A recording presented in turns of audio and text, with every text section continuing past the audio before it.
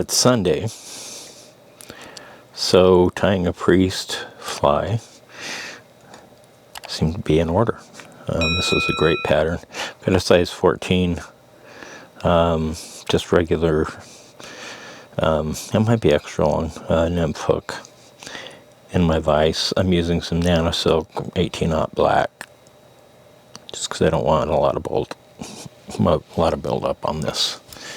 So I'm going to get that secured, clip off the tag end there, then we'll just continue our travel down to where we want the abdomen on this fly to start.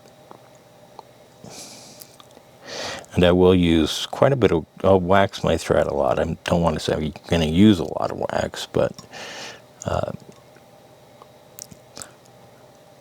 you'll kind of see what I mean as we kind of progress here. Because there's a lot of materials that we're going to tie in at the very back end here. And the less bulk, kind of the better. So we're going to start out with, I've got a couple of opposing duck quills in red. I'm ending up with something that's going to look, you know, about like that, that's going to blend in. I'll put my fingers in front because it's hard to see the red when I've got a red shirt on. My fashion choice today was not overly good. So I want those to be about the length of the shank of the hook. I'm going to just go ahead and take those like that. I'm going to spin our thread counterclockwise and pinch that down on my hook shank here. And I'm just going to pull that nice and tight. We'll see kind of where we are.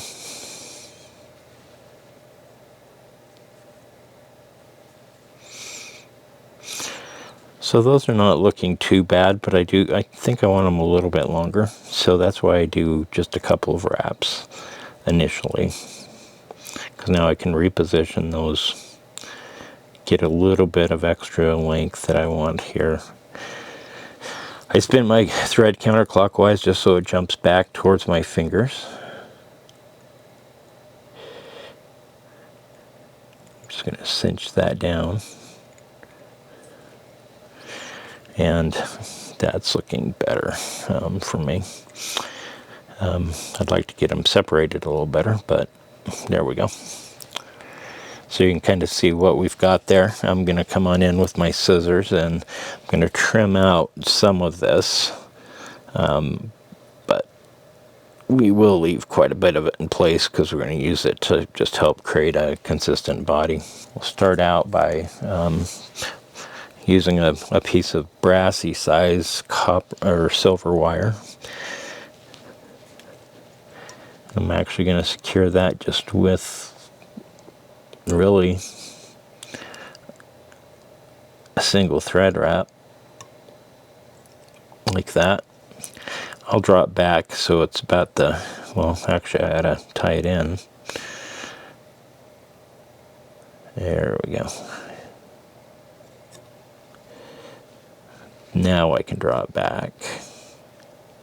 So it's about the same length. From there, I'm going to take a medium piece of hollow tinsel in red. I'm not going to show it to you because you can't see it because I'm wearing a red shirt. I think we already covered that. Same thing here. Just going to put a single wrap on it to hold it in place. Then I'm going to go ahead and pull it backwards to the same length as everything else. The next material we're going to tie in is going to be some Mylar, and we're going to want silver side up. For me, to get the silver side up, I tie the gold side facing me. Let's get some of this stuff out of the way here.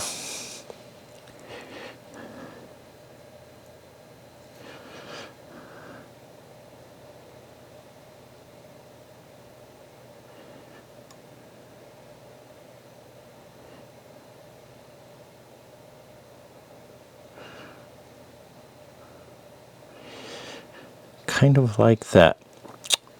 So like I said before, this is the Priest, is the name of the fly. Tied a whole bunch of stuff right here at the very back, and that was very intentional.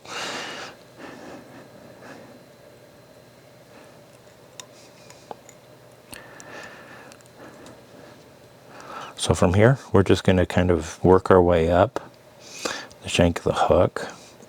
And because we have these materials all cut off at about the same length, we should get a fairly consistent body diameter as we kind of move our way up towards the eye of the hook. We're going to have a soft badger hackle on the front, so I do want to leave myself at least an eye length to 2 eye lengths. So now we're going to start with our Mylar, trying to avoid the hook point. I'm just going to do some really overlapping wraps here as I work my way up.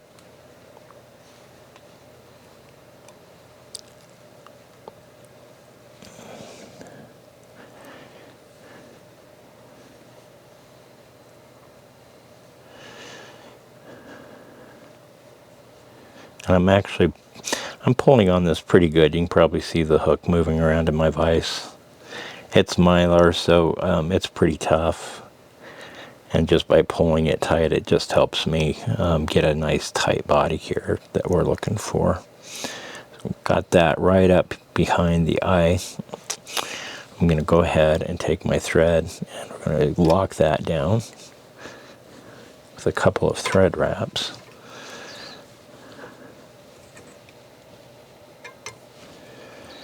And with that, we're going to go ahead and cut off the excess. I use a different pair of scissors for this because Mylar is kind of like metal and it'll destroy your nicer scissors. So I always keep another pair. Not that those aren't nice, but let's say they've had a lot of use. So next I'm just going to take this holotinsel and I'm going to put that right over the top of the shank of the hook here. So I'm just going to take a thread wrap or two to hold it in place. That's really all I need to do, because from here we'll just go ahead and follow on with our silver wire, and that will help hold everything in place.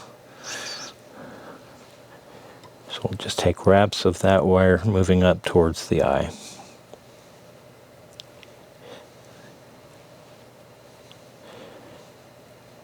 Try to do even wraps as much as you can, and just be careful when you're kind of pulling tight. You can pull that holotinsel around and end up on the side of your fly instead of on your fly. So with that in place as well, go ahead and take a couple of thread wraps over the top of it.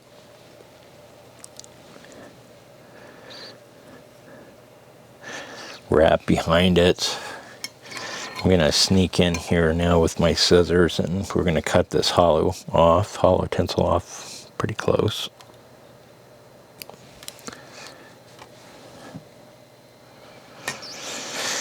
And with our wire, we're going to just use our helicopter friction method. So we'll just put some pulling pressure on it while I twist it, and it'll just break itself right off. Gone ahead and pulled a feather off already. I'm going to go ahead and cut this tip off a little bit. That will be our tie-in point. About like that. Before I forget, I do want to wax my thread once again.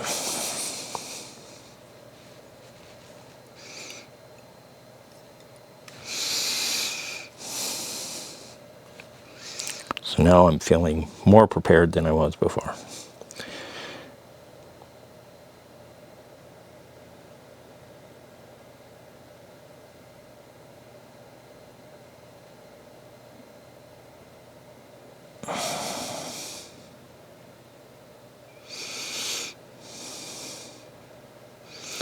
So pull that just a little bit back just so I don't have to try to clip it off.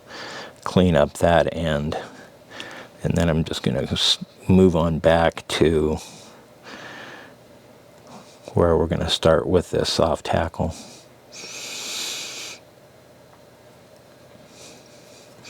And I really want to, one of the things you'll want to do, especially when you're tying on a hackle, is to try to keep a pretty even base, so it's not sloping up or sloping down. And yeah, once again, let's throw a little bit of wax. We'll be needing to capture that hackle feather here in just a moment. I'm going to go ahead and grab myself my hackle pliers. We'll go ahead and attach.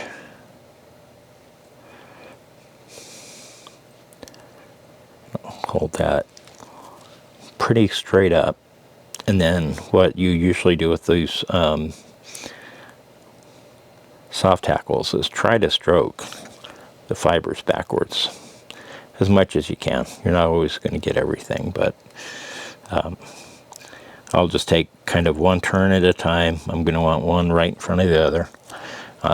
Once I get to the top again, I'm going to stroke as well as I can those fibers backwards.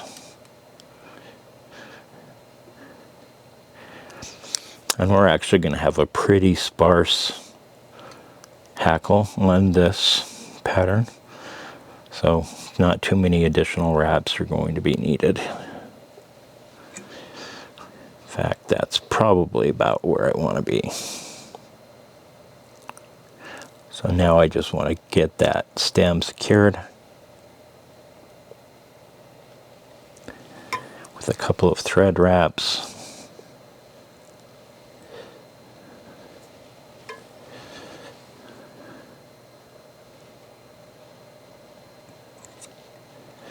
Once I've got those thread wraps in, I can go ahead and release my hackle plier. Then I'm going to want to kind of look in here really close and get this stem trimmed off very close.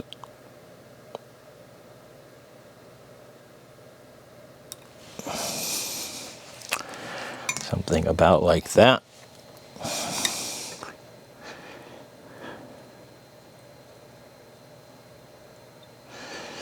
Go ahead and pull all of this backwards, and we will make ourselves just a little bit of a head.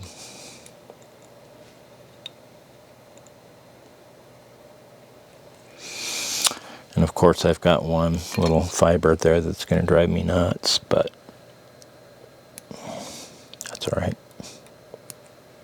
That's what scissors are for, and tweezers for that matter. So once again, just kind of pulling everything backwards. And with that, I'll just give myself a little bit of extra thread so we can come in with our whip finisher.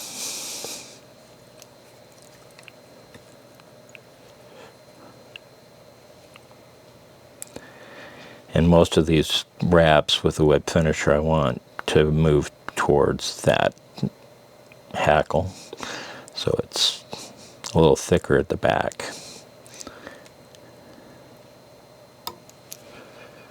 Once you've got that down, just go ahead and turn my vise to where that thread is attached, and I'm using my thread cutter to cut our thread off here. And with that, we're pretty much done.